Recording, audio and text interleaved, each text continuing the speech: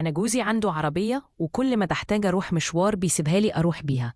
عيب تشوف اسم سيدنا محمد قدامك وما تعملش إعجاب ولا حتى تصلي عليه في التعليقات.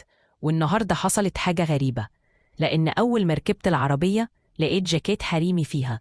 وطبعا أنا عارفة كل هدومي والجاكيت مش بتاعي ولا أعرفه. أخدته من غير ما جوزي يعرف وشلته معايا، وكمان بيشتغلني وبيقولي إنه مسافر عشان في مؤتمر تبع شغله. فقعدت أفكر إزاي أمنعه يسافر وما لقيتش غير الفكرة المجنونة دي. مبدئياً أنا أخدت مفاتيح العربية وهو نايم ونزلت أخدت العربية ركنتها بعيد جداً عن البيت ورجعت نمت. وطبعاً أول ما صحي وما لقاش العربية راكنة قدام البيت كان هيتجنن وفضل يلف حوالين نفسه ويقولي طب ما شفتيهاش هنا ولا هنا؟ وأنا أقول له يا حبيبي ما أنا نايمة جنبك، هكون خدتها إمتى؟ ده غير بقى إني بقيت نازلة فيه تقسيم وفضلت أقول شوف ربنا أكيد ليه حكمة من كده. وطبعاً راح بلغ وعمل محضر، بس ما عرفوش يوصلوا لحاجة لأنها أصلاً مش مسروقة.